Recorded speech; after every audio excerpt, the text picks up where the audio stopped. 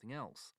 Forbes, Newsweek, the New York Times, Vice, and the New Yorker all threw their hats into the Satoshi ring over the years. All came up with something, just not the real Satoshi Nakamoto.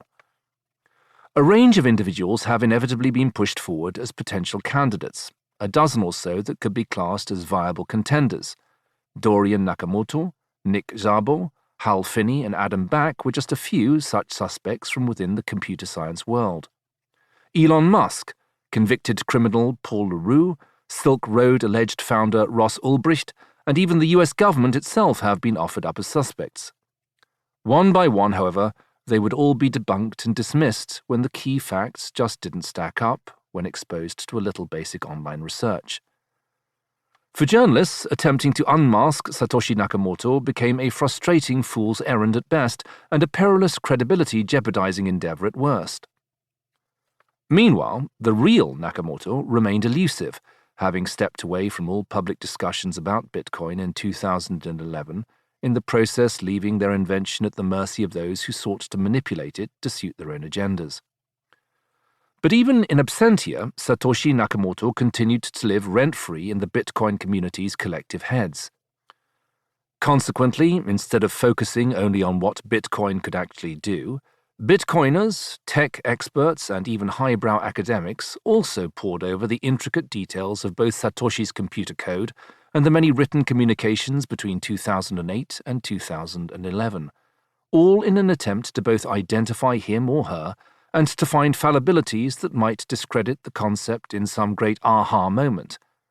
Along the way, individuals have been doxxed, fled countries, and died. In parallel, the concept of cryptocurrency, much more as a hoardable investment proposition like gold than the peer-to-peer payment system Bitcoin was intended to be, became an integral part of the vernacular and daily life. IPOs, coins basically, of all kinds appeared from out of the woodwork. Cryptocurrency exchanges materialized as a means to swap these coins or convert them to cash.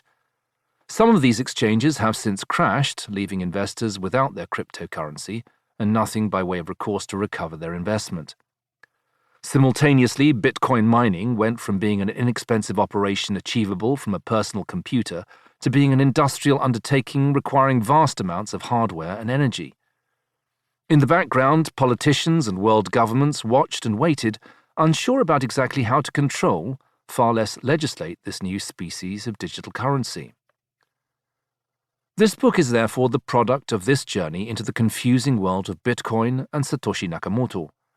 The intention is to tell the Bitcoin story in a way that is relatable to normal people, anyone with just a passing interest in one of the world's most significant inventions.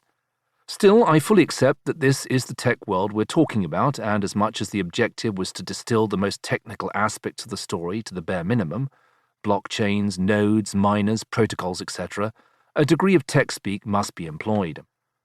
Thankfully, though, far above all the technologies surrounding Bitcoin, towers a much more relatable and fundamental truth that wasn't immediately obvious. What I came to realize over time was that the narrative of Bitcoin's short 15 years of life is a modern morality tale playing out before our eyes. Greed, betrayal, hunger for power, and good versus evil. All of these primal forces are present, just as they have been in almost every famous story ever told, from the Bible to Shakespeare to Harry Potter, the contents of which can teach us a thing or two about the nuances of human nature.